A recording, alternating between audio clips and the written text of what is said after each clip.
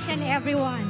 Mapia kapipitar ka no, mga pagariami, mga loksami, mga guruami, mga murya, mga wataami sa kulilingaranaw. Isang mainit na umaga, mga katuklas. Welcome to iShare, Stories of Inspiration and Creative Research. I am Professor Aslaini T. Makatano at nandito po tayo sa Mindanao State University Main Campus here in Marawi City. Palakpakan po natin ang ating mga sarili. Nagpapasalamat po kami sa daang-daang mga estudyante at mga guro na galing sa iba't ibang sulok ng Lanao del Sur para magbigay ng ating presensya po dito sa ating iShare at makilahok sa last episode ng Season 3 ng ating iShare ng National Research Council of the Philippines. Nagpapasalamat din po kami sa ating mga kaibigan at mga kapamilya sa kani-kanilang mga tahanan at opisina na nanunood online via FB Live worldwide.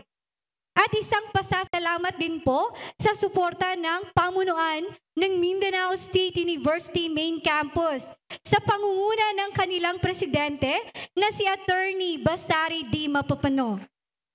And of course, isang pagpupugay po para sa active leadership ng National Research Council of the Philippines sa pamunuan ng kanilang presidente na si Dr. Leslie Michelle Dalmasio. Sanggibu salamat, maraming salamat po. Mga katuklas, 2 NRCP Achievement Awardees muli ang makakasama natin ngayong umaga. 2 mga young experts and scientists sa kani-kanilang mga larangan. To start off, he describes himself as a scholar, researcher, professor, and a public administration and development professional. Ladies and gentlemen, kilalanin natin si Doc Ador Torneo. Ako si Ador Torneo at isa akong profesor sa De La Salle University, Manila. Ako ay isa ring public administration scholar na may expertise sa public administration dito sa Pilipinas, sa South Korea at sa ibang bahagi ng Southeast Asia. Ang Jesse M. Robredo Institute of Governance ay isang research, capacity building, community engagement na institute ng De La Salle University. Yan ay isa sa nakakabit sa aking pangalan bilang direktor ng institute sa nakaraang 4 o 5 taon. Marami kaming mga sinusulong na mga policy reform at marami kaming ginagawang policy research behind the scenes. Madalas kaming nasa kongreso, tumutulong bilang resource person, resource speaker, paminsan ay bilang policy researcher. May mga ilang batas na natulungan ng aming institute na maipasa sa halos mahigit 1 kalahating dekada ko bilang professional. Lahat ng aking ginagawa ay 2 yung orientasyon.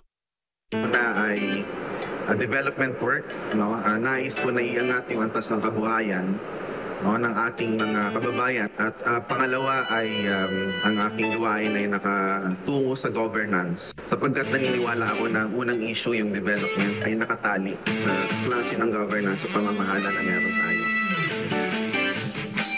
Ang kahirapan at ang korupsyon ay mga manifestasyon lamang. So kung masasolve natin yung problema natin sa governance, sa tingin ko ay ma-address na rin natin yung 2 malaking problema na kinakaharap natin, kahirapan at corruption.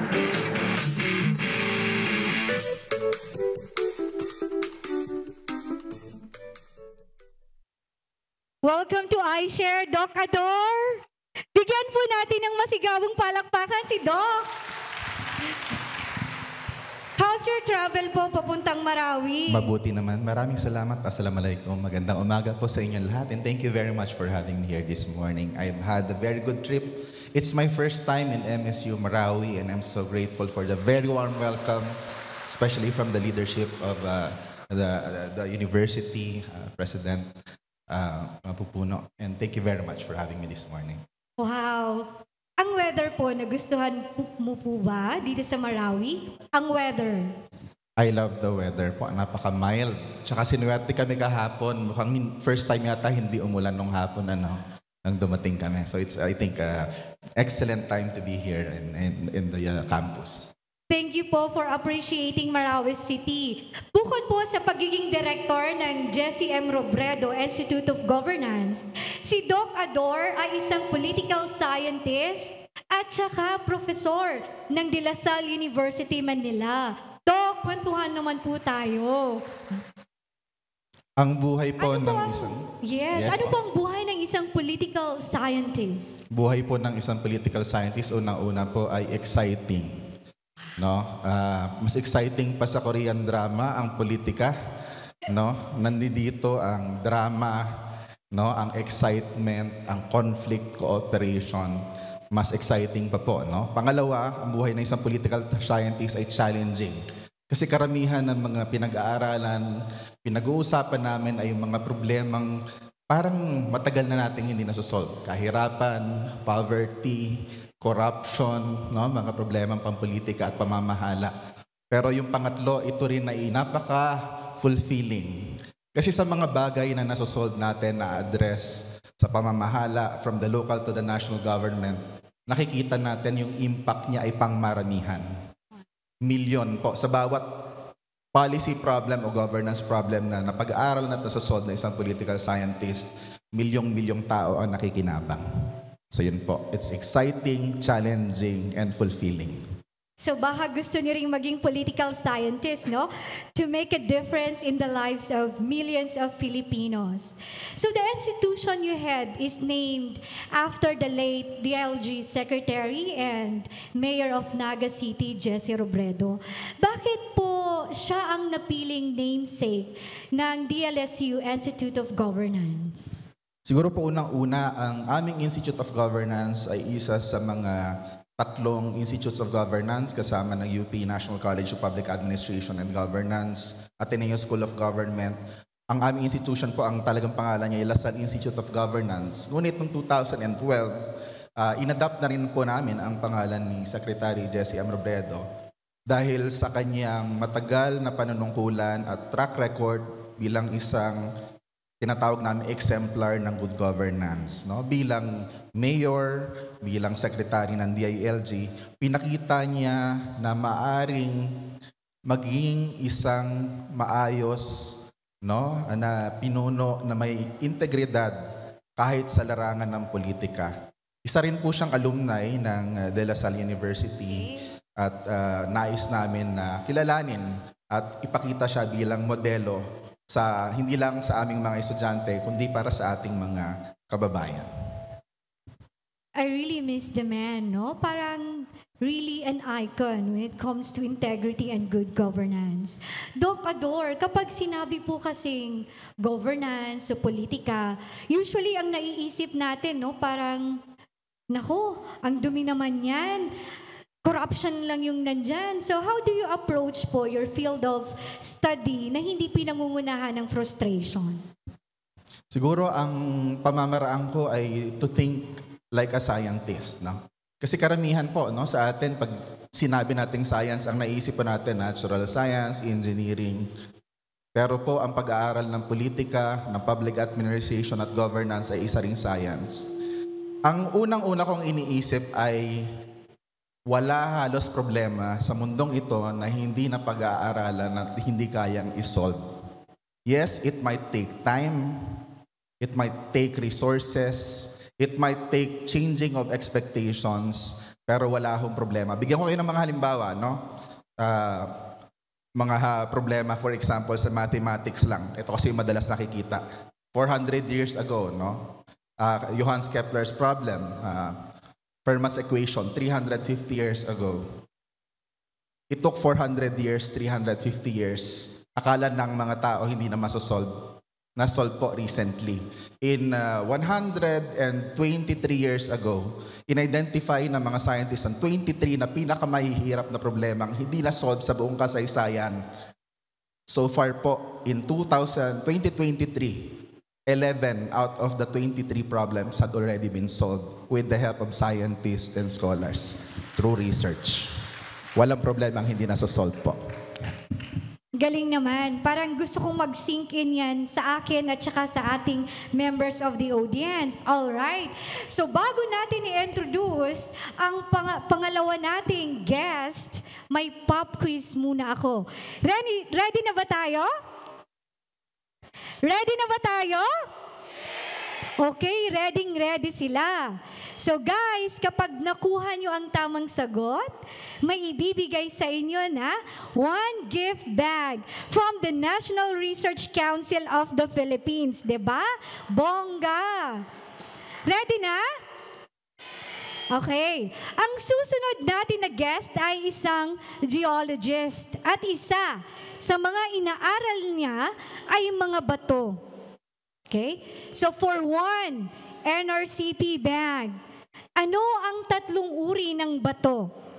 3 types of rock. Anybody from the crowd? Oh, he's so excited! Come up stage! Galing naman, di pa tapos yung tanong. Parang may sagot na. Okay, pakilala natin yung sarili at saan tayo galing? Chris Michael L. Catoblas, MSUWAO. MSUWAO represent! Okay, ano yung 3 uri ng bato? Igneous rock, metamorphic rock, and sedimentary rock. Okay, tama kaya yon? Malalaman natin ang sagot mamaya. Thank you, by the way. MSUWAO represents. Okay? So, pero bago yan, kilalanin natin ang Pinoy rockstar sa mundo ng geology. Si Doc Betch Payot. A round of applause, please. So, ako si Betchaida Payot. I am currently a professor at the National Institute of Geological Sciences here sa UP Diliman. Siguro yung na-associate siguro sa akin is mga bato. I am a petrologist and geochemist. Ito yung pag-aaral kung paano nabubuo yung mga bato. Plus, ginagamit natin yung mga techniques or kaalaman sa chemistry to address geological issues. Particularly, ang inaaral ko is paano nabubuo yung mga igneous rocks natin, mga volcanic rocks. Kami mga geologists, we usually go out on the field, gather data, samples, and then go back to the laboratory and work on the samples.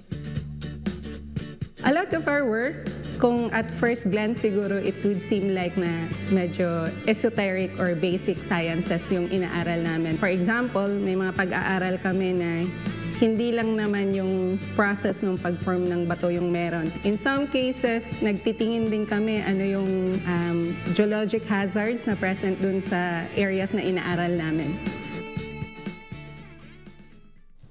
Sa ngayon, siguro yung pinaka-exciting na ginagawa namin, one of my students is actually studying yung mga lavas na meron sa Macolod Corridor. Kasama po yung Taal Volcano doon na currently active. Exciting siya in the sense na tinitingnan namin kung ano yung eruption history. Hopefully, through this study, masasabi namin na kung paano po nag-evolve yung volcanic activities dun sa area na yun.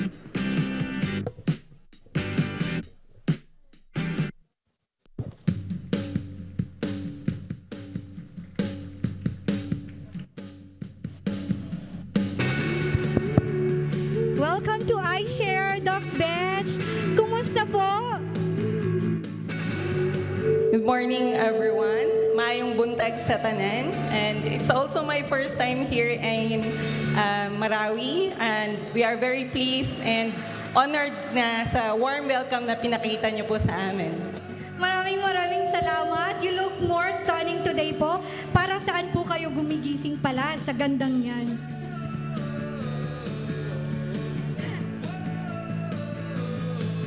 Medyo na-speechless ako doon. Hindi ako prepared. Alam niyo mga katuklas, si Doc Betch ay isang petrologist and geochemist. You describe it in a bit in the video po, pero what exactly is petrologist, geochemist?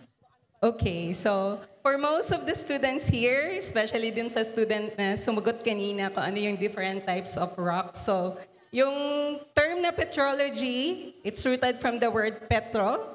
So ang inaaral po namin is usually ano yung mga processes at conditions which led to the formation of certain types of rocks. And then, to complement nung petrology na part ng pag-aaral, we also have what we call as geochemistry. So, geochem is actually the marriage of two words.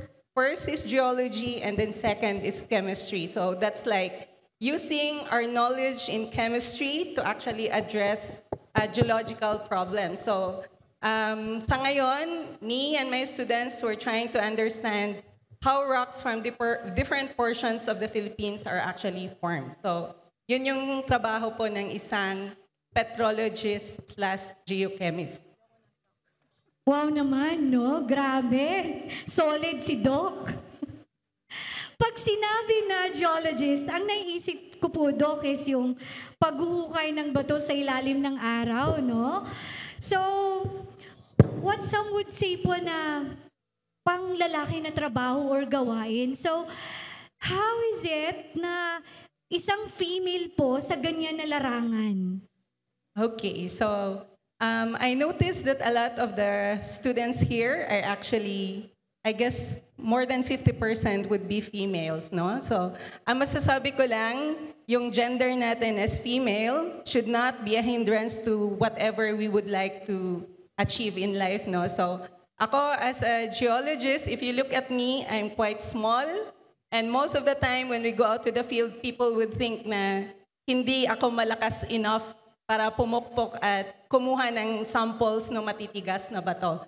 But there are actually ways to go about it. Like, sabi ng mentor ko dati, yung pag-sample down ng bato para siyang panliligaw.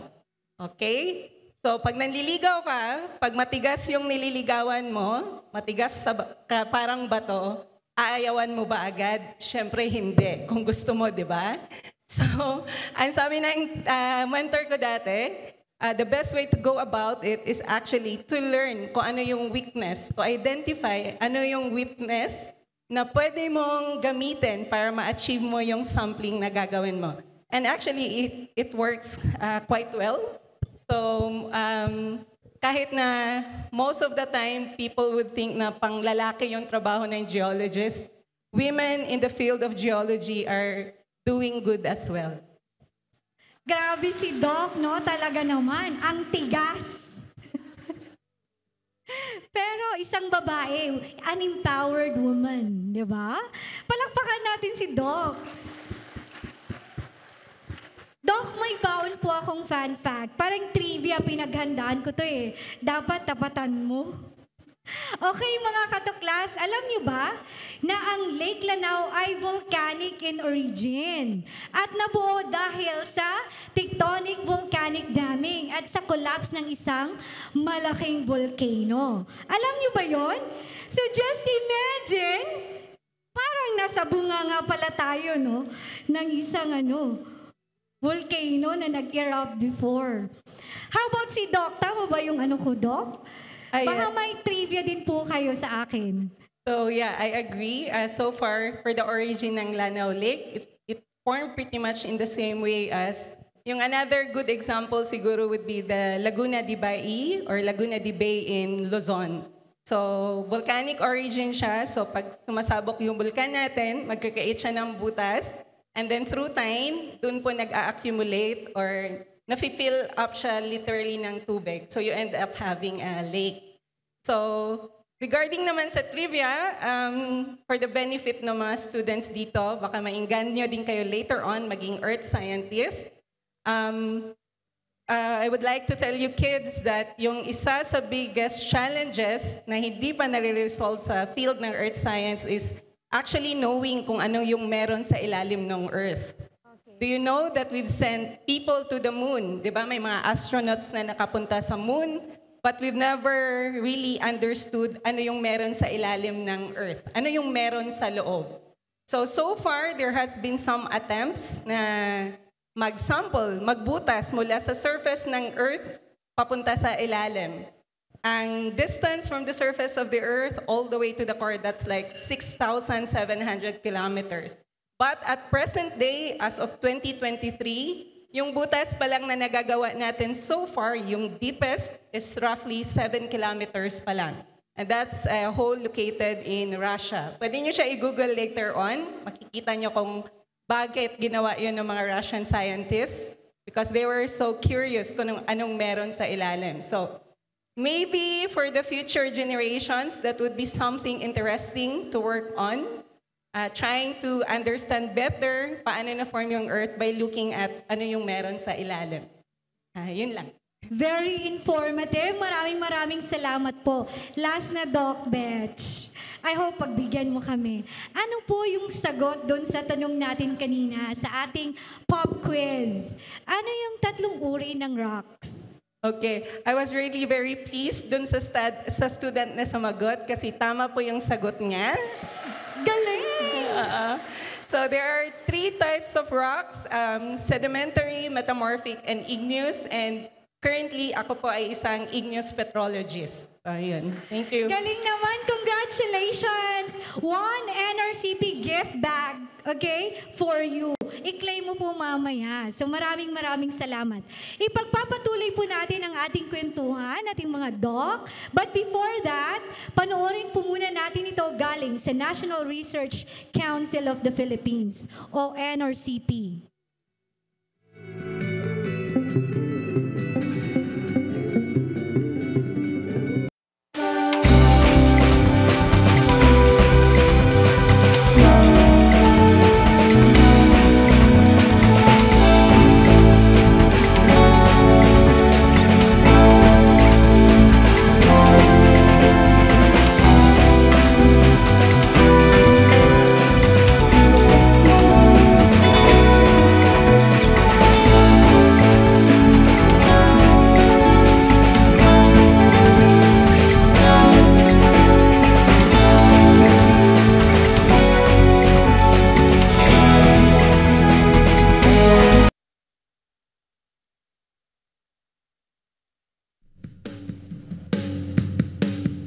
Welcome back mga katuklas! In the previous segment, we learned of the fields of expertise in Doc Ador and Doc Betch. Ngayon naman, magpakwento tayo how it was like for them growing up. How about si Doc Ador? Ano po?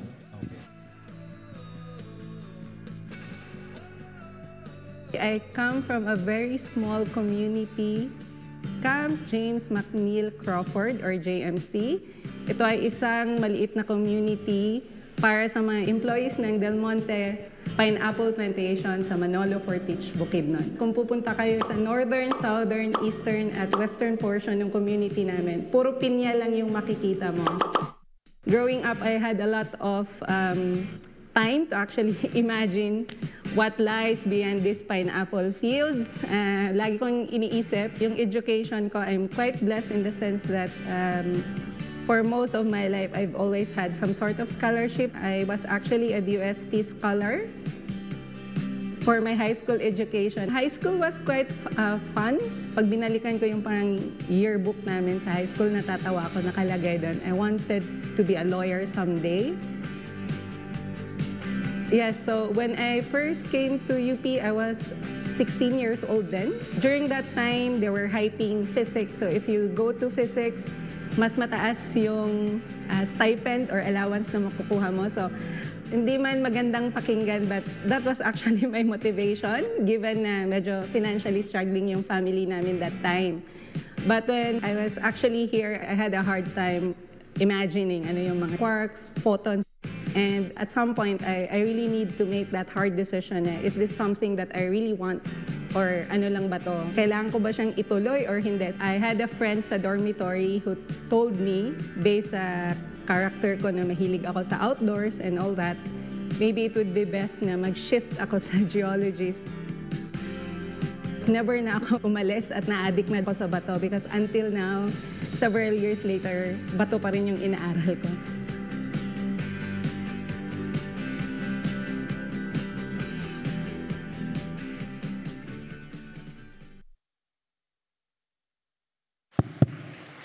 Doc Betch, taga Bukidnon po pala kayo? Bisaya? Yes. Dual ra ko dire, but maula ko ingon, but it's actually my first time here in Marawi. So when I got the invitation from NRCP, I immediately said yes. Kasi for this side, the farthest that I've been to was Iligan. So I thought this was really a good opportunity, not only to share my story, but to also see the beauty of Marawi. Wow, thank you po. From the video po, no, we were able to see and you attest na grabe, no, you're surrounded by the plantation of pineapples. Hindi po ba kayo nagsasawa ng pineapples? Hindi po. So, actually, yung pineapple field na pinakita kanina, that's actually the Del Monte plantation in Bukidnon. I know there's one here, close to here, which is for Dole. So, ang lagi kong gino-joke sa mga students ko is, Del Monte, we grow quality. And as also mentioned sa video kanina, I was actually a scholar during my high school through the Del Monte Foundation. Okay, thanks Del Monte Foundation. Ano po yung gusto natin? Sliced, crushed, or tidbits? Actually, I would prefer slice or tidbits at least. Medyo na wiwerduhan ako dun sa texture ng crushed pineapple. And yeah, medyo mataas yung standards ko sa pinya, having grown up, having stayed in the Del Monte plantation for N years of my life. Pagdating sa pinya, dapat talaga maganda quality and dapat matamis siya. Sana hindi kami nag-serve ng pinya, no? Kasi hindi ko alam yung quality, yung level. Anyway, this time po mga katuklas, panoorin naman natin ang kwento ni Doc Ador. Ako ay laki sa isang community ng urban poor community. Masasabi ko siguro malaking bahagi nung dahilan kung bakit ako kahit papaano nagtagumpay sa larangan na ito ay swerte. Ako ay pinanganak sa Puerto Princesa. Pinanganak ako sa dalawang magulang na health worker. Malaking bahagi ng kabataan ko ay sumasama ako sa aking mga magulang habang nag-iikot sila sa mga kabundukan para magbigay ng gamot, magbakuna, at mga siwa sa iba't ibang programa, health programs ng gobyerno. Pangarap ko nung grade school ako, tandang-tanda ako na ito maging isang scientist. Biology, physics, earth science, chemistry. Sa ngayon, ang aking kinalabasan, hindi natural scientist, pero isang scientist pa rin dahil nagbago yung aking interest. Ako ay isang social scientist. Nung mga unang taong sa kolehiyo, ang tatay ko naman ay pumasok sa NGO, yung mga challenges na pinakaharap nila sa mga tao. Tinutulungan nila sa kanilang mga barangay na kinakaharap, kakulangan ng resources, korupsyon, kahirapan. Dahil sa nakita ko doon sa ginagawa ng aking mga magulang, ay sabi ko hindi yung klase ng trabaho ng isang natural scientist na engineer yung kinakailangan ng mga komunidad at ng mga taong pinagsisilbihan ng mga magulang. Ang kinakailangan nila ay isang klase ng scientist na kayang baguhin yung sistema ng pamamalakad sa mga pamayanan na pinagsisilbihan nila. So, turning point, nung third year ko ng kolehiyo, nag-decide ako na lumipat ng puso.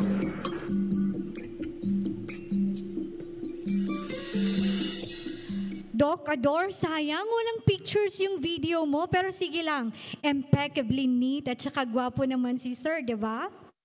Inimagine ko na lang po yung hashtag beach life mo sa Palawan.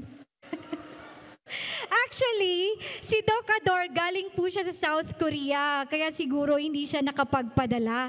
So ngayon, what's lurking in my head now is sana may pasalubong tayo, di ba? Opa.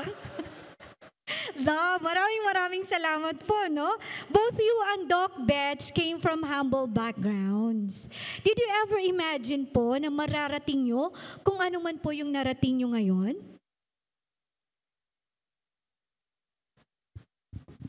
Ako sa lang hindi po, no? Hindi ko na-imagine. Siguro nung high school ako, kasi edad nila ako, iniisip ko siguro by this time in my life, Siguro ako ay magiging, hindi ko po alam, no? Empleyado sa isang kumpanya, siguro working in some job. But I guess God had other plans.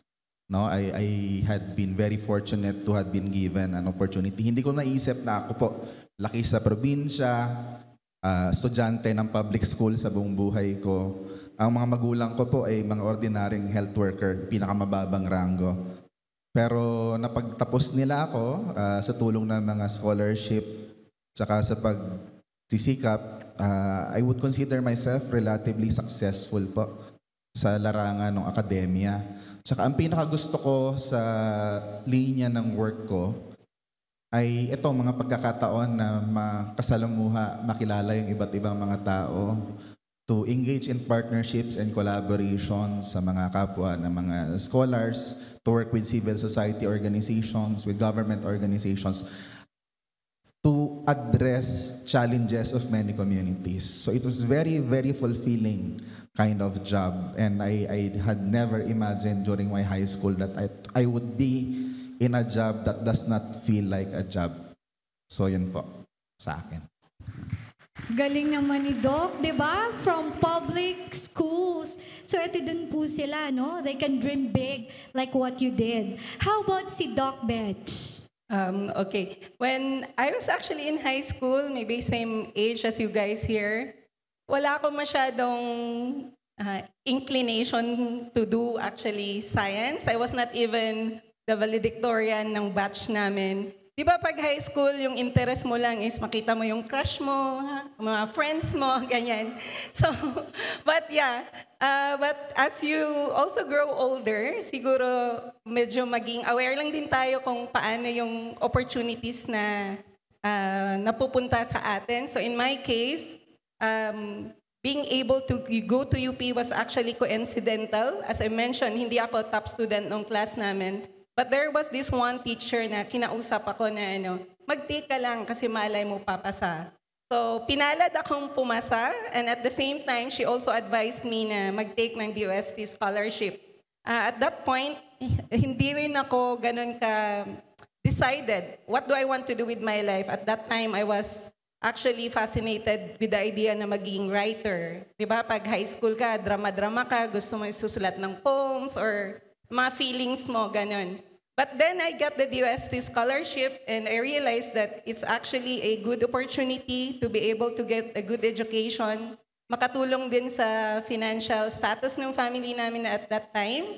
And as you also saw in the video, when I was in UP, I also had a lot of academic struggles. Hindi totoo yun na pag scientist ka ay dapat sobrang talino mo. It doesn't have to be that way. Actually, for college was a struggle for me sa UP. Akala mo, ang tali-talino mo, pero sa barangay mo lang pala pagdating mo sa UP, andun lahat ng matatalino sa basically sa buong Pilipinas. So you'll go through a lot of things, but eventually, I think yung important would be also being able to ascertain ano yung magagandang opportunities, and then to also persevere. I think for me, magandang yun, given my background, malaking tulong that I was able to also meet people who helped me along the way and guided me to where I am now. So at this point, if you guys still feel na hindi kayo decided anong gusto nyong gawin sa mga buhay nyo, that's fine. Somewhere along the way, you'll be able to figure it out. Very well said po. What I learned is that tayong mga mentors, especially yung mga grupo natin, no, you matter to the lives of your students. Yung mentoring, no, nakaka-help din po yan. Aside from the opportunities and perseverance. Ngayon, dahil nakilala po natin ang ating mga guests, mga experts, it's game time na naman, di ba? Game time! Ready na po ba tayo? I want to hear the shout of our students. Game na po ba tayo? Grabe, ang lakas, no? Lakasan nyo pa. Game po ba tayo? Of course, may prize naman dyan, di ba? NRCP gift bag. Okay, roll it up po para sa ating game number 1. Eto po, kailangan yung hulaan yung i-describe ko. So, ang name ng ating game is, sino ito? O, diba? So, ang first po na kailangan yung hulaan, sino itong expert natin na hindi lang well-traveled, pero mahilig rin sa trekking with their bike? Sino ito? Sino sa ating mga experts? Who would like to take a wild guess? Okay, so mayroon na po tayong nakita. Ayan, inuunahan na siya ng isa. Sino po itong expert na well-traveled at the same time, mahilig din mag-trekking with their bike? Come up stage! Ayaw nyo ng NRCP gift bag? Alam ko gustong-gusto niyo yan eh. Ako na lang please. Magka-count po tayo, otherwise default, no? Ako na lang. Okay, mayroon na. Yes. Assalamualaikum warahmatullahi ta'ala wabarakatuh. I am Anilaini Dandaman Abdul Madid from MSU ILS. For me, the scientist na trail biker pa po is the scientist Betch Payot po. Tanungin natin, big reveal na ngayon. Sino ba sa ating mga scientists ngayon? Yung well-traveled at the same time, mahilig ng trekking with their bike. Sino po yun? 1, 2, 3, big reveal! Actually, ginagawa ko rin yan. But for this specific event, I think si Sir Ador po. Po to si Sir Ador. Well-traveled, di ba? Kagagaling nga sa South Korea. Opo. Sir, Bago ako pumunta dito, galing ako sa Seoul, sa Korea. Nagbabala ako ng bag, diretso na ako sa MSU Marawi. imagine. Opo. Kumusta po ang DMZ doon?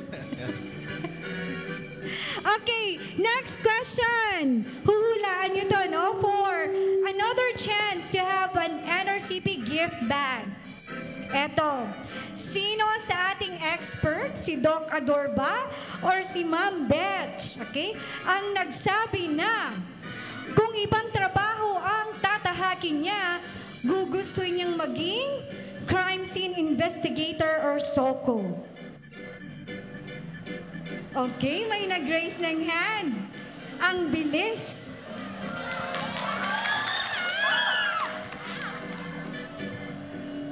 Assalamualaikum warahmatullahi wabarakatuh. I'm from MSU Balindong Community High School. So, ang aking hula for today na si sino ba? So, si Dr. Ador Artorneo po. Okay, may nagsabi si Doc Ador. May isa pa bang guess?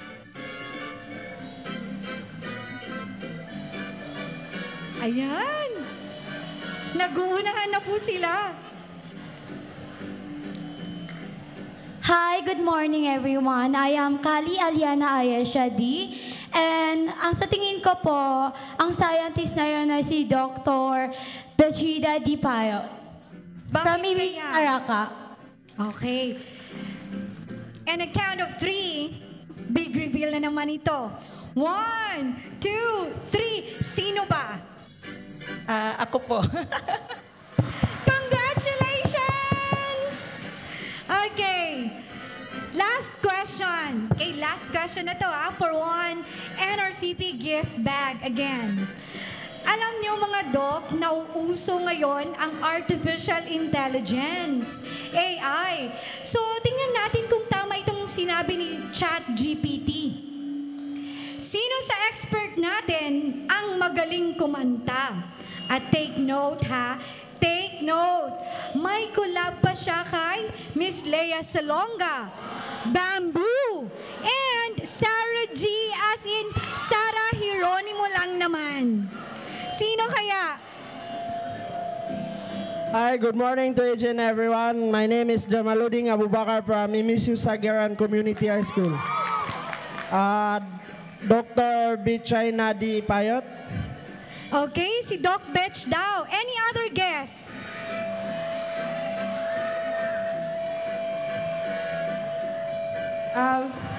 Nalito morning. sila, no?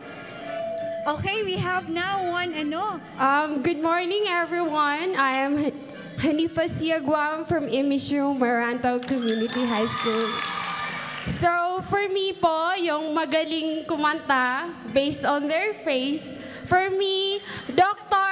Ador Artureño. Ganun ba? Basis po ang face value dyan, ha? Confirm yung niya. So, big reveal tayo. Tapos, of course, hindi natin papayagan na hindi mag-sample, right? Okay, ladies and gentlemen, ang magaling kumanta sa ating mga guests na experts and scientists is... Big reveal! Magaling lang ako kumanta guys sa banyo. So... Si Ma'am Betch. Ma'am Betch, baka po, pwede mo kaming ma-indulge sa inyong talent. Diba? Yes. Let's give a resounding round of applause to Ma'am Betch. It's an honor po. Yung sagot po talaga kanina si Doc Ador. Yan.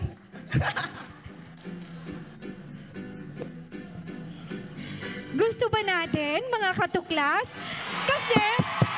this is a proof, ladies and gentlemen, na yung pagiging scientist, it doesn't mean that you're deprived of your creative talents as well. Di ba may creative juices din tayo like singing, painting? So ganun po si Doc Betch. Di ba, Doc? Kahit isang linya lang po, Doc.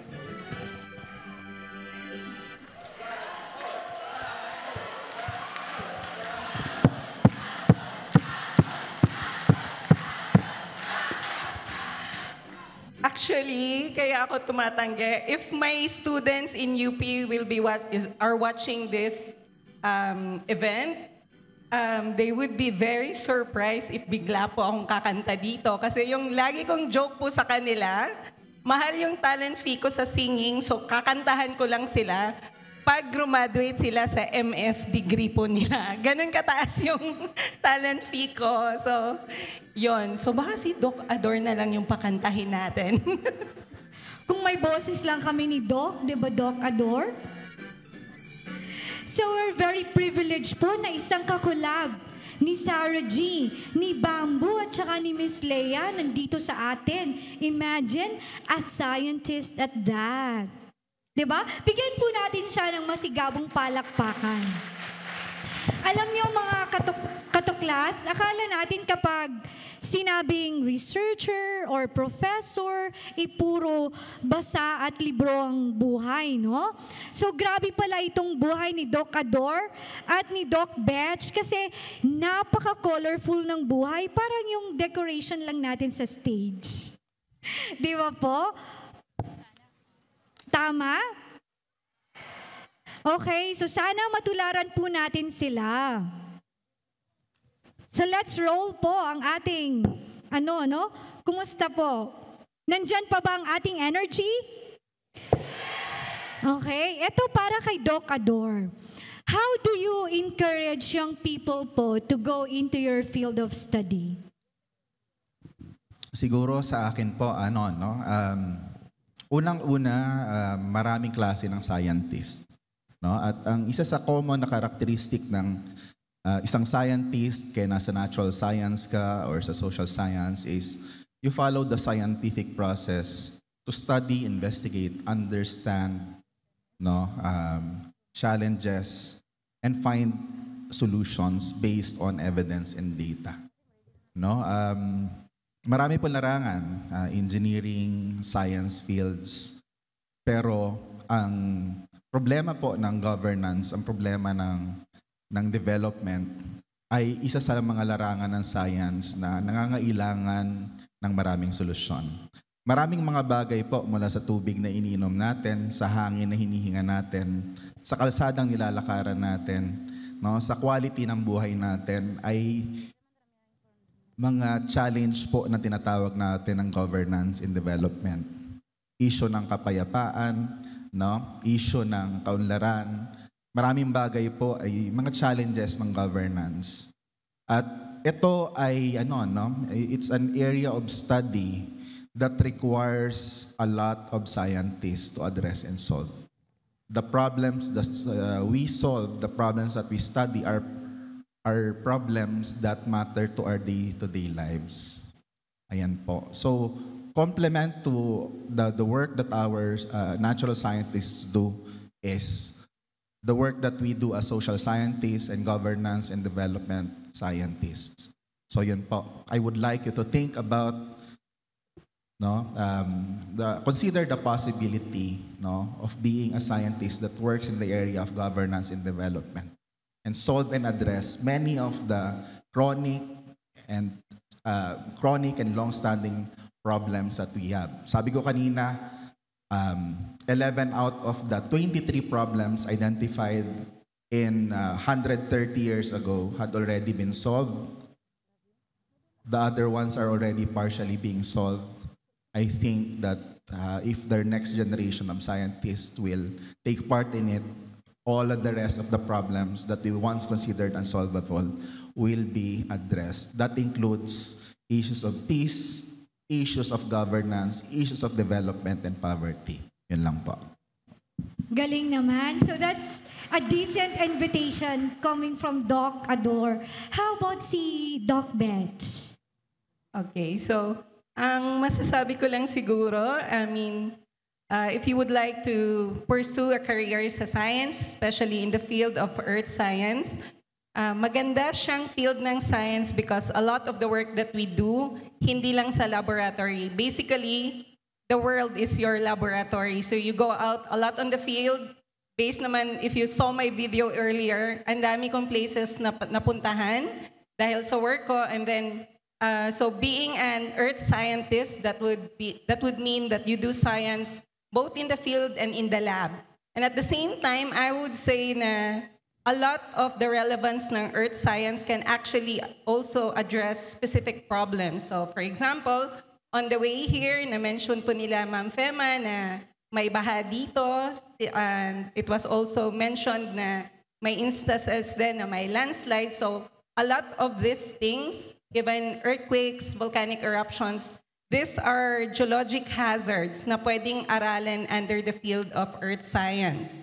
And one thing I would also like to highlight is that here in MSU, wala pa ring, I think there's no program, college program for geology. So for the younger generation, that this might be also something that you can also develop here. Kasi nga, yung relevance naman ng earth science is directly affecting din sa lives ng mga tao. Yan. Thank you. Our president is listening. Who knows, he might consider in the near future po. So alam niyo ba mga katuklas, very prolific din ang mga scientists at researchers ng Mindanao State Universities na pagsasagawa ng mga groundbreaking research and studies. In fact, we have with us in our house today, two of MSU's own, Engineer Amir Taliendo and Doc Mahid Manguntarum. Let's give them a round of applause po.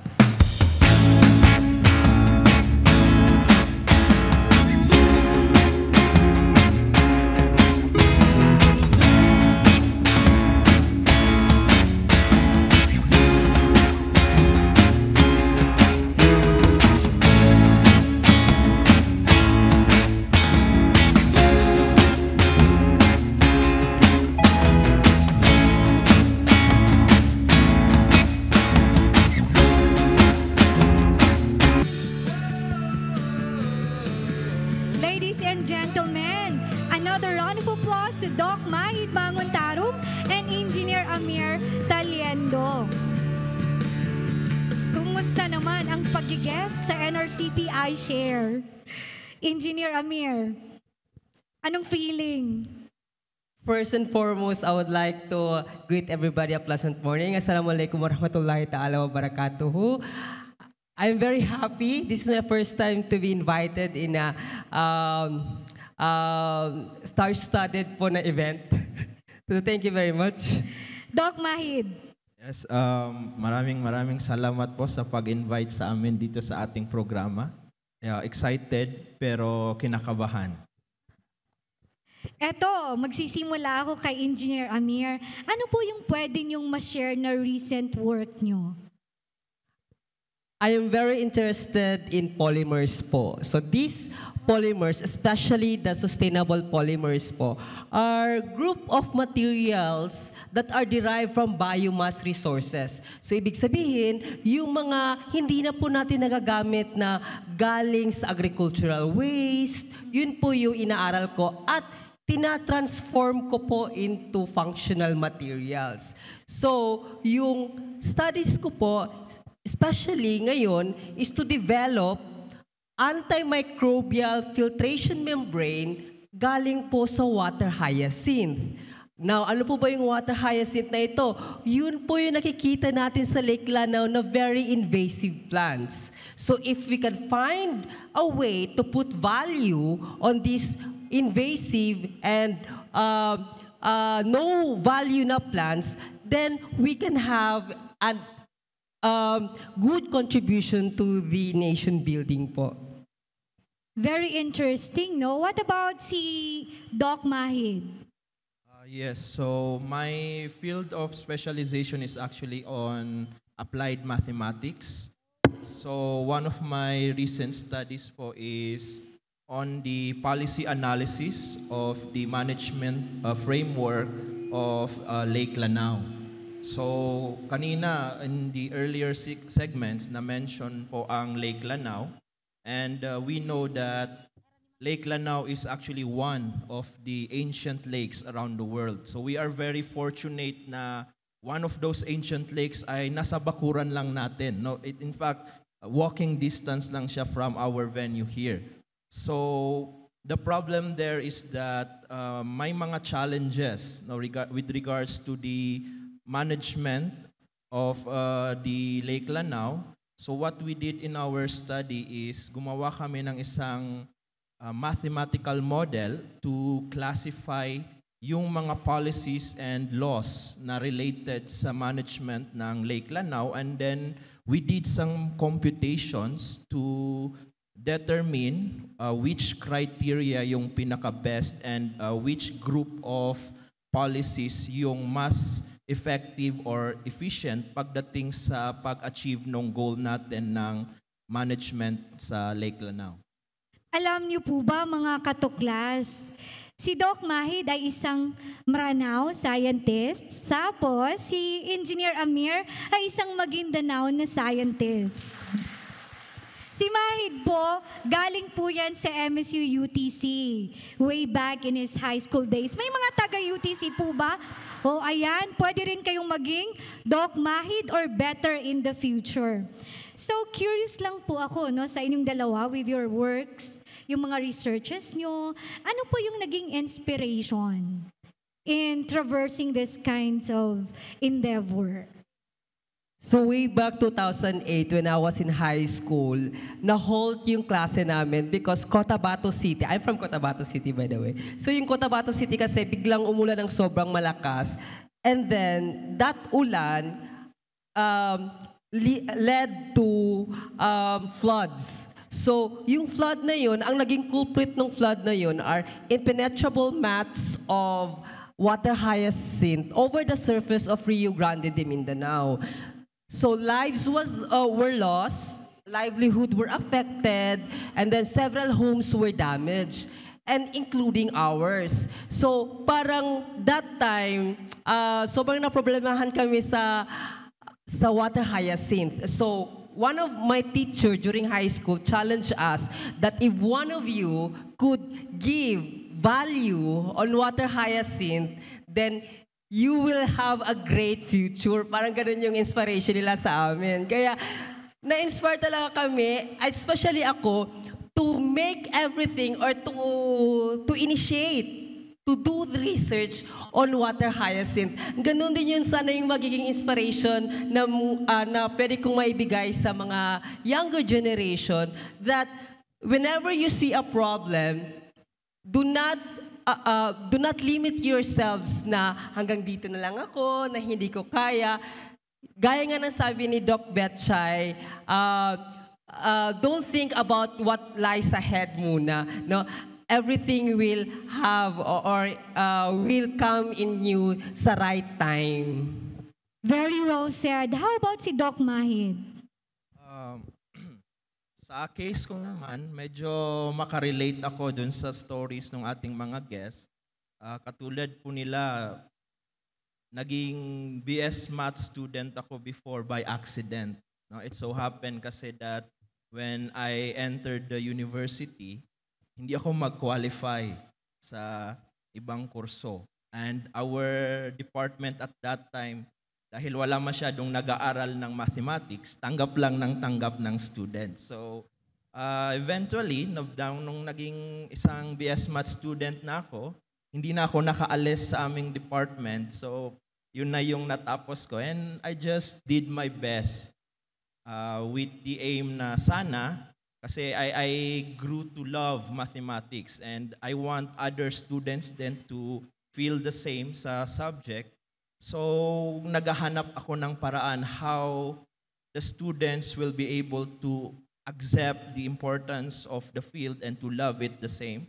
Kaya, ang ginawa ko ay nag-aaral ako ng mga applications ng mathematics to solve mga real-life problems. Actually, si Doc Mahid was able to formulate the Manguntarum Q integral. So anyways, quick answers po ito. No? Last question ko sa ating mga local talents. Ano po yung plan nyo for the future?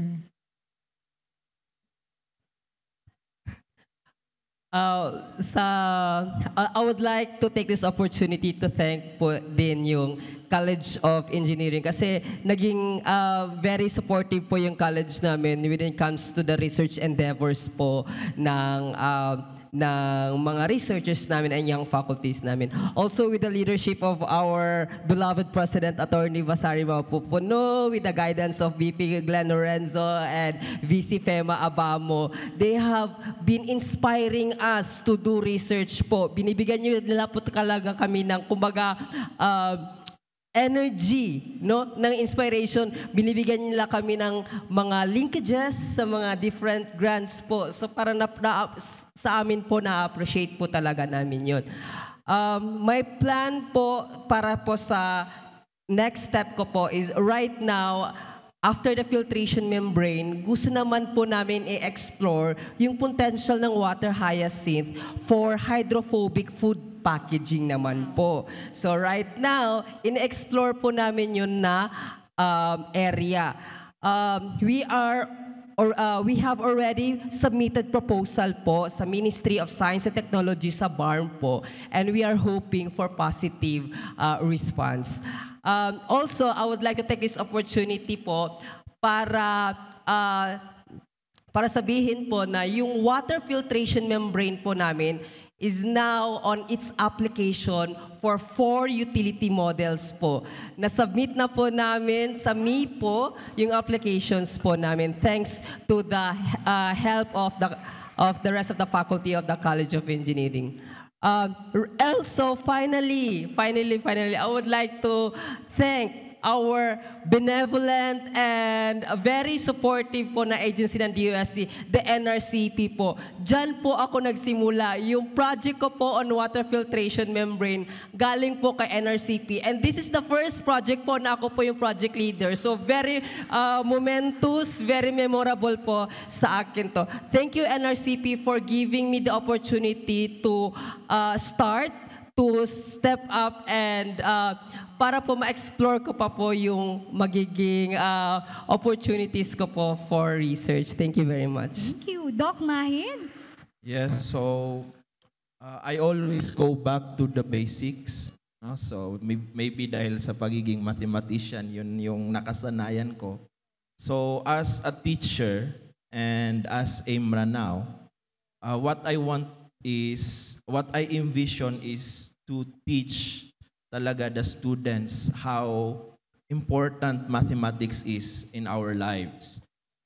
In the recent happenings in the world and in the Philippines in particular during the time of the pandemic, nakita talaga natin doon how important yung role ng mga mathematicians in forming mga mathematical models that allows us to predict to a certain extent, no, yung mga nangyayari in the future. So what we want, or what I want, is to encourage mga youth here in our place to study or pursue the same career because very important po talaga yung mathematics. We are actually in a place where there are so many applications of mathematics that can be done. Kanina na-mention ko yung mathematical modeling, which is very applicable dahil nandyan yung pinaka-best na sample site na makikita mo sa Philippines, that is ang Lake Lanao. Being in Marawi City or Lanao del Sur, that is a part of the Bangsamoro Autonomous Region in Muslim Mindanao, we can also contribute in solving mga peace-related problems or security problems because recently there have been models that allows us to analyze mga conflict, or we can also contribute in conflict resolution in a mathematical and scientific manner. So yan po yung mga areas na pinag-aaralan ko ngayon, which I hope that many of us here will also follow. Nakaka-proud, di ba, mga katuklas? Young scientists having a vision for their community, no? To alleviate the condition of their people. Nakaka-proud po talaga na maging katulad nilang Maranao or Maguindanao, di ba? A local scientist can also do something for their fellow men. Alam nyo, mga katuklas, napakahalaga talaga ng research sa pag-a-advance ng kaalaman. But as what our experts will tell you, it's a matter of hard work, perseverance, and dedication. So balik naman po tayo kay Doc Betch and Doc Ador. Can you share with us po your most memorable, if not most difficult or most impactful na research that you have undertaken already? And how was that experience like po? Okay, I'll answer that question twofold, no? First, siguro yung most impactful na research na ginawa ko at the time when I was doing my when I was doing my PhD and postdoc in Japan, was being able to participate in an international ocean drilling program project. So ang ginawa po namin noon ay pumunta kami sa gitna ng Pacific Ocean. Nanggaling lumipad kami to Costa Rica and then sumakay kami ng malaking barko. Pumunta kami sa gitna ng dagat. We stayed there for 3 weeks. Tapos nag-try kami kumuha ng mga bato mula sa ilalim ng dagat. And I'm very proud to say that during that time, ako lang po yung nag-iisang Filipino scientist dun sa expedition na yan. So, yun, I was really very proud to be able to represent the Philippines. Yung kakayahan natin to do research and do science is up par with other countries or with the rest of the world. Huwag po natin yun kalimutan. And then in relation po, dahil this event is also being sponsored by the NRCP, actually when I first came back to UP, nung nag-start ako ng career ko as a researcher dito sa Pilipinas, isa sa unang nagbigay din sa akin ng opportunity na mag-research is actually NRCP. So, binigyan po ako ng pera ng NRCP and we conducted research in Palawan Island. I hope you know where Palawan is. Ito yung mahabang isla sa western part ng Philippines.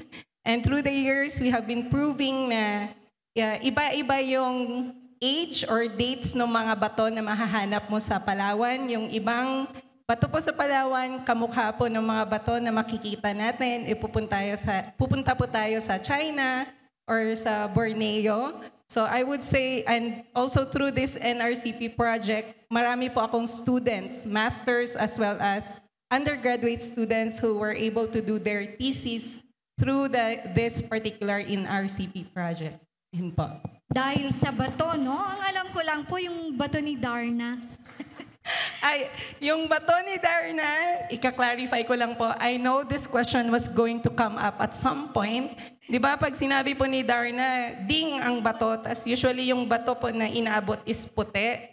We've had a long discussion among friends kung ano yung particular na bato na yon.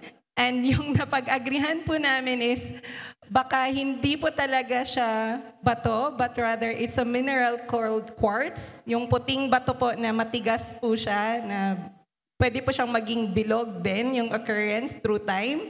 So, ang joke po namin is dapat, kung gusto natin na scientifically correct, ang sasabihin dapat ni ni Darna ay, ding ang mineral. Kasi ang mineral, ang quartz po ay isang mineral at hindi po siya isang bato. Very, very informative. Doc Ador, how's your din po, yung research na ganun po? Ako po yung, paano pala, ako taga Palawan. Yung mga bato namin, yung pinag-aralan ni Doc Betch. So anyway, sa akin po, I do a lot of research, but I would suppose one of my most impactful research, I returned to the Philippines in 2013 na po, galing ako sa South Korea. No? So I did my study in yung university po ng paborito niyong K-pop artists, no? Sina Jin ng BTS, Nayeon ng Twice, si Lee Min Ho, yun po yung mga schoolmates ko doon, no? So 2013, I was requested to do an independent third-party evaluation of what they call the performance-based incentive system. Alam ko pa lahat ng kulig natin dito. Pag government employee ka po, if you're one of the 1.8 million government employees, there's such a thing called performance-based bonus. Di po ba? Ayan. So I did the second independent and the only individual third-party evaluation of the performance-based bonus back in 2013, 2014. So, without going into a lot of details, wala po akong kinalaman at wala akong kasalanan sa PBB. Ano po? Gusto ko lang ipaliwanag that the research that I did, the independent evaluation that I did, I would like to think that it contributed to removal of some of the controversial and problematic portions of the SPMS and the PBB that caused a lot of conflicts between employees of the same unit. Naalala niyo po noong unang panahon sa PBB evaluation, yung supervisor, yung director, you are competing for the best, better, and good against all of your staff, the clerk, the driver. Di po ba? And then within the same unit, it caused a lot of conflicts because everyone was competing for that. So I would like to think that one of the research that I did remove that provision where you don't have to compete against employees and staff within the same unit. So the evaluation and the bonus of the unit is now shared. You're competing against units, but you're not competing against your boss, against your subordinate, and your immediate colleague. So yun po. Marami pa rin ibang sections. Isa lang kasi sa recommendation ko yung kinuha nila. But I'm hoping that when I get back to this research, maybe it will help address, I know po, you're still facing challenges with the PBB. I'm hoping that my next recommendation will be adopted as well. Yun lang po. Salamat. Inshallah po, that is going to be adopted, no? Congratulations. Imagine, no? Your voice was able to do something for those kinds of mga issues in our government. Yan po. 1.8 million employees po agad ang apektado, isang research lang. Galing ni Doc Ador, di ba? Guys, mga katuklas, if you have your questions for our experts, the floor is very open po for our Q&A. So just raise your hand to ask a question. Anybody from the crowd? Pero mauna na muna ako, Doc, no? Para sa ating mga young researchers na nanonood, who might be looking for a research topic that they want to pursue in senior high or in college. Ano kayang research topics ang inyong masasuggest sa kanila? Especially yung mga nanonood din sa atin online. May I address this question? I think I would suggest if you're in senior high school, maybe study a topic that is very close to you. Something that's close to your community, something that you are personally invested or interested in. Sa akin po, because I deal with governance and development, may I suggest that you look or examine at a challenge or a governance or development challenge or issue in your community, in your barangay, no, that you could actually examine. No, I always recommend to start with problems that are not too big so as to be overwhelming, but that are close enough so as to be impactful, no? Kasi as a researcher, it is very heartening and encouraging when you're able to study and solve problems, and it encourages you to take on harder, more challenging, and more impactful tasks. So I think start with something close to your heart, something close to your community, and something that is immediately doable as a senior high school student. Yun po. Wow, very practical, very insightful din po. I think we have one student raising a hand. Yes? Very excited. Pwede po nating malaman ang pangalan ng ating student?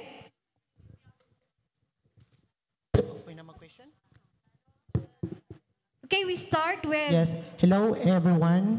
I am Aminuddin Idris from MSU Taraka Community High School. So this question is for Dr. Wichayda. So as a student, what would be the possible benefits that we have by studying rocks? So, di ba, scientist ka naman, ma'am, doc, sa mga rocks. So, bakit ba, anong benefits kung bakit pinapag-study, which is the studying of rock? Okay, so thank you very much for that question. So, when we, of course, when I explain, I do get this question quite a lot na, but ano bang interesting sa bato? Of course, at first glance, it would seem like, okay, pumulot ka ng bato dyan, tapos tingnan mo lang, anong klase kaya to? Tapos, but actually, each sample that you get from the field is a product of processes which occur over 1 million of years. Diba? Kung titingnan natin yung age ng Earth, that's roughly 4.5 or 4.6 billion years. And some of the rocks here in the surface of the Earth is as old as that age. Diba? So, for example, dito sa Philippines, most of the research that we have been doing through determining ano yung types of rocks, ano yung composition, we also do date rocks. Pag sinabi natin na date, hindi to yung dadalhin mo sa mall, hangout sa cafe. Ang minimin ko po pala doon, pag sinasabi natin na nag-date tayo ng rocks is, there are scientific techniques na pwede nating gawin para malalaman mo kung yung bato na hawak mo is 1 million years old, 10 million years old, or even older. So, ang relevance po nun is that if you zoom out, mula dun sa samples na kinulek mo sa field, if you zoom out and look at the bigger picture, you are actually able to tell a story kung ano yung geologic history ng isang area. So, for example, dun sa pag-aaral na ginawa namin sa Palawan, we were able to say that while at present, yung Palawan ay part na siya ng Pilipinas, kung titingnan natin, some of the rocks present in Palawan actually came elsewhere. Ang kamukha siya ng mga bato from mainland China. So this kind of things, parang malalaman mo siya mula dun sa simpleng pag-aaral ng batong nakukuha mo sa field. I didn't know that. Only now, no? Imagine. I-connect ko na lang din since nandito tayo sa Mindanao. So some of the southwestern portions of Mindanao, Zamboanga, Cotabato area, kamukha po niya yung ibang mga bato na sinasabi ko po na nanggaling sa mainland China.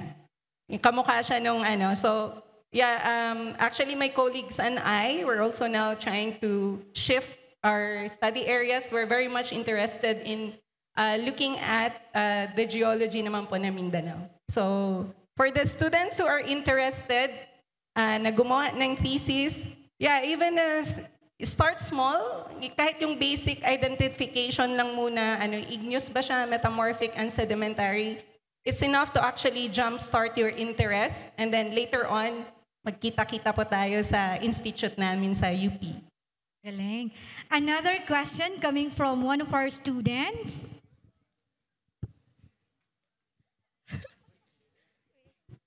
Hi, I'm Lady Analisa Dimakuta from MSU ISED Science High School. So, we're currently working on our research po, and I would like to ask if you have any advice to us young researchers. Sinong gusto? Siguro tanungin muna natin ang ating mga local talents, isa sa kanila. So, advice, o nga, no? Lagi kong sinasabi sa klase ko that when you do research, you always stick to the problem that you want to solve. Okay? And sticking to the problem that you want to solve, you have to gather that problem from the things around you. This is also one thing na na-learn ko from VC Fema Abamo, na kailangan talaga malaman mo muna yung problema ng community. Hindi pwede na agad-agad kang pupunta sa community and then i-introduce mo yung research mo. Okay? Dapat aalamin mo muna kung ano ba yung problema ng community saka ka magdudo ng research. So if you can recognize the problem at hand, doon magsisimula yung seek of knowledge. Okay, sticking to the problem. Ma'am Betch is wanting to answer the question. Yeah, kasi medyo relevant tong sasabihin ko, I think, in the sense that last year, for example, may mga high school students from a local high school sa Bukidnon. They sent me a message, a messenger, introducing themselves that they were students. They wanted to do high school thesis just by identifying rocks dun sa vicinity ng area nila. And I saw the message and I was very interested in helping them. Graduate naman sila, natapos yung thesis nila. So I think yung message ko din sa mga students ngayon is you can always take advantage of the available na technology. Kasi nung time namin, ang hirap mag-research. Kailangan mo pumunta sa library, manghiram ng libro para mag-aral. But nowadays, pwede kang mag-Google. You can connect with specialists or yung experts in the field by contact them through social media or through emails, and then you don't even have to see each other face-to-face. Pwede na rin na yung discussion via messenger lang, via Zoom. So, ang message ko sa inyo guys is, this is something that you can, yung power ng social media, availability ng internet, that's really something that you can use in doing research. Thank you so much. Baka may gustong idagdag si Doc Ador? Yung aking advice ay huwag po kayong mahihiyang magtanong. No? So, yan po. Kung doon sa topic po ninyo, kasi maraming topic kayong pwedeng gawin sa inyong thesis. Kung meron kayong napupusuan, napili na kayong subject, pwede po ninyong tingnan, pwede nyong i-google, sino ba yung mga expert sa topic na to? Sino ba sa expert sa topic na to ang nandito sa MSU? No? And then wag po kayo mahihiya na kontakin. So, sa amin po, sa amin bilang mga scientist, kapag kami may oras at nakita namin na interesado kayong pag-aralan ng isang topic na nasa field ng expertise namin, we are just so happy to provide advice, information, or kung ano man yung maitutulong namin sa inyo. So, wag kayong mahihiyang magtanong. Hindi po ito advertisement ng RightMed, ha? Magtanong lang po kayo tungkol sa research niyo. Pag may oras kami, sasagot po kami. That's a sign of humility, right? I think we have Doc Mahid. Any tip to our researchers, young and budding researchers? Medyo nasabi naman nila lahat, but siguro to add, ganun pa rin. You just look around you. Napakarami ng mga problems there that will encourage you to do research. Siguro ang masasabi ko sa mga students natin ngayon, which is normally sinasabi ko rin sa mga estudyante ko, is yung pag-aaral natin ay part yan actually ng everyday life. No, hindi separate world yung buhay natin sa eskwelahan at saka yung buhay natin sa ating respective communities and homes. So if you can find a way na ma-bridge mo yung dalawa, you can actually apply yung mga natututunan mo sa klase sa mga simpleng bagay muna. Okay? And then when you try to look even deeper sa mga bagay na nasa communities ninyo, may mga problems talaga dyan. And then, if you have the passion, if you have the intent to contribute in solving those problems, you can actually find a way to apply yung mga field of interest ninyo, yung favorite subject ninyo. Pwede nyo yang maitulong, pwede nyo yang magamit para makatulong sa community ninyo. I have, siguro kung okay lang na i-share ko ito, I have a student before na yung business ng kanilang family is nagbebenta sila ng yung tinatawag natin dito local na sakurab. No, so it so happened that that student is from the College of Agriculture. Naging estudyante ko siya sa isang mga statistics courses namin before sa department. So ang ginawa niya, no, hindi pa yun siya nagte-thesis at that time because I think mga second year college pa yun siya, relatively younger pa.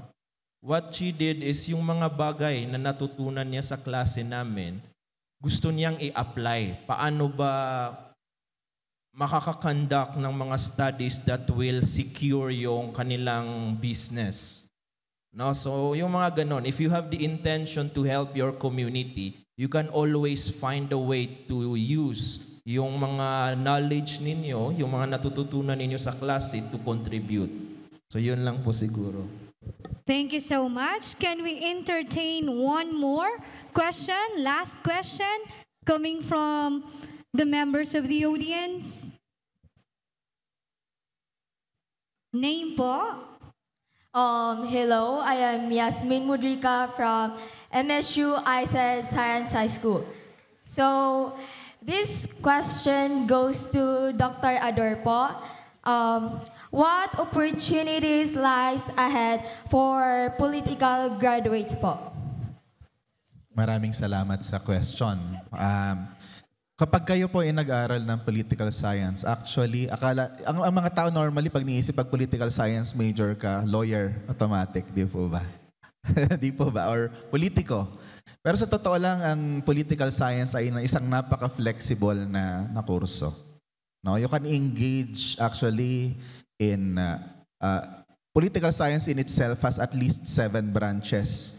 International relations, political philosophy, public policy, public administration, so on and so forth po. Napakaraming field sa political science lang. And then you can also cross to other fields, no? Development and governance, political economy.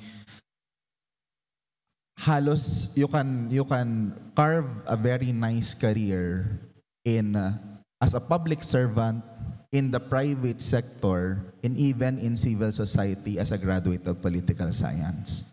Sa ngayon po, ang nagmamatter sa totoo lang ay hindi lamang yung degree na meron ka, but what skill set did you develop that gives you an advantage over other candidates? Ano pa yung mga example ng mga skill set na nakukuha natin sa pag-aaral ng political science? Unang-una, yung analytical mind, no? Our ability to analyze and process large volume of information. Kaya pag binigyan po kayo ng teacher nyo ng maraming reading, magpasalamat kayo. It's an opportunity to hone your skills to digest and process information. Skills in writing, proper writing, skills in conducting scientific research. Kahit nasaan po kayong field, writing, communication, public speaking, and research skills, and especially analytical skills will always be invaluable. certain things that you will pick in studying political science, for example, yung pag-analyze, pag-generate ng original ideas, coming up with solutions to problems, hindi po kayang gawin ng AI, no? And in the foreseeable, at least in the immediate future, hindi po kayang palitan ng AI. So, malawak po. Kaya mag-private sector, mag-government kayo, mag-politika man, or you want to work for NGOs or civil society, malaki ang prospect ng career for a graduate of study of the politics. Thank you. Irreplaceable by AIs. Di ba? Parang Sir Ador, parang may nafe-feel tayo, no, na susunod sa yapak mo. By public demand po, one more question daw kasi they wanted to get something pa from our guests. So, one more question coming from the members of the audience.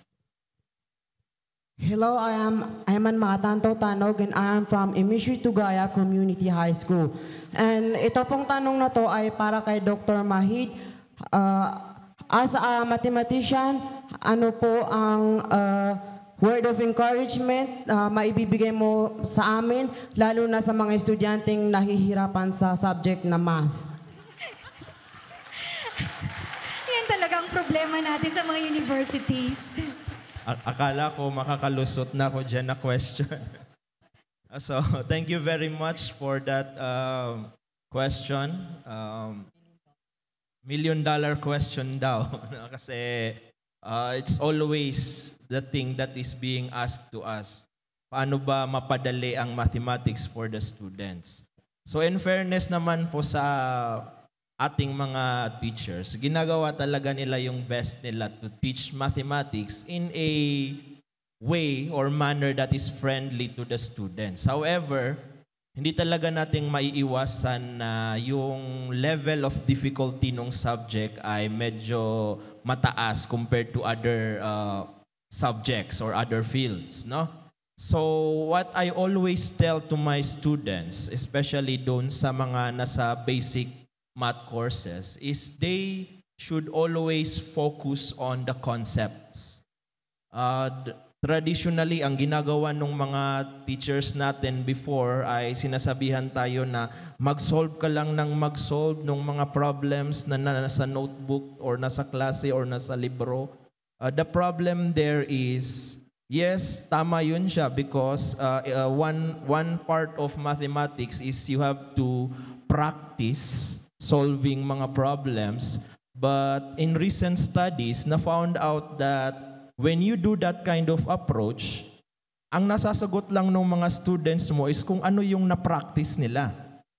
So that's why when you change something in the given during the exam, yung variable x pinalitan mo ng y, yung positive ginawa mong negative, hindi na sila maka-answer. No, nagiging normal na comment ng mga students na, sir, hindi po ito na-discuss sa klase. Which is in fact not true. So that's why recent studies tell us that when we teach mathematics, ang mas appropriate na approach is we let them memorize, familiarize, and understand yung mga concepts. You let your students or kayo na mga students, you have to memorize first yung mga definitions. You have to understand the concept behind them. That way, now kapag fully na-understand mo yung mga definitions, yung mga theorems, yung mga laws or principles na tinuturo sa inyo sa inyong klase, kahit yung mga problems na hindi ninyo na-encounter, basta naintindihan ninyo yung concept behind, ay kaya ninyong isolve. So that is a more easier actually, according to some studies. Yun yung more appropriate na approach when you study mathematics. All right, understanding the concept. One more question, please. Out of curiosity, as you have mentioned, Doc Ador, so in your own opinion po, what is the best possible solution for poverty happening in the Philippines? Another $1,000,000 Yan question. po ay that is actually Alam niyo po, recently, they listed, they tried to identify 10 of the most unsolvable or 10 of the yet as unsolved problems in the social sciences. You just asked one of those 10 questions. So, siguro po, I would like to say na walang one single general answer, pero there are specific answers in specific context. No, meron silang mga certain types of programs that had been developed in some communities and certain civic technologies. Originally po, yung mga Grameen, microfinancing, no, works in certain contexts, no. Ang sagot po kasi dito sa question ng kahirapan is always context specific. Ano yung pinanggagalingan ng kahirapan? No, there are a lot of contextual factors.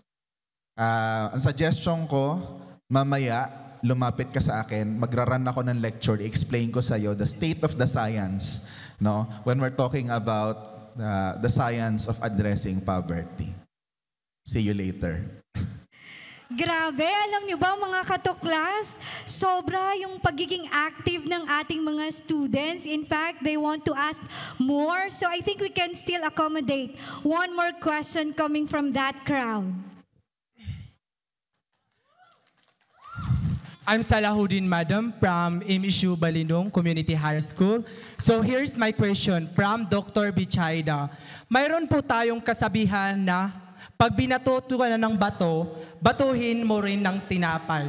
Since you are geologist, ano po ang bibabato ninyo? Tinapay o bato? If ever na bato, anong klaseng bato and why?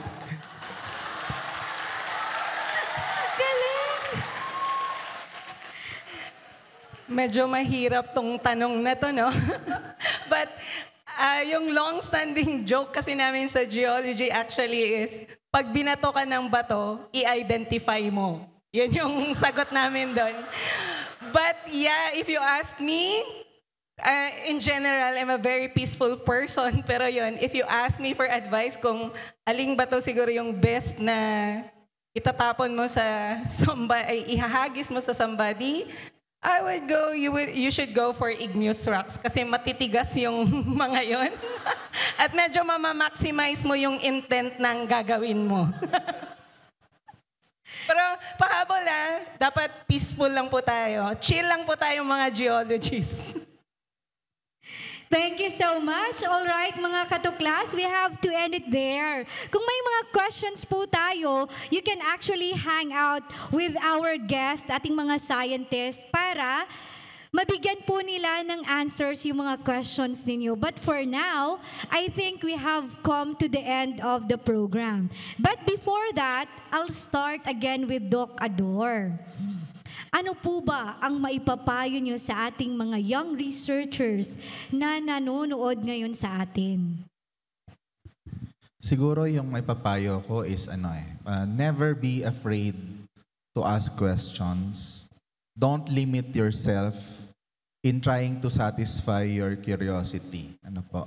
It pays to be curious, no? And it pays to ask questions. Siguro madagdag ko dyan, hindi pa nababanggit, no? Sabihin niyo bakit ba, on top of what has already been said, ano ba yung perks ng pagiging researcher tsaka scholar? Magbibigay lang ako ng isa, yung aking mga kasama will probably be able to share. If you do research, if you become a scientist, you get to see the world. Ayan po, no? So, na-travel ko ang siguro halos buong Pilipinas so far. I've been to maybe 25 countries. In the last 6 months, 7 countries po ang pinuntahan ko to share and present my research. Malaking part po ng biyahe noon ay libre.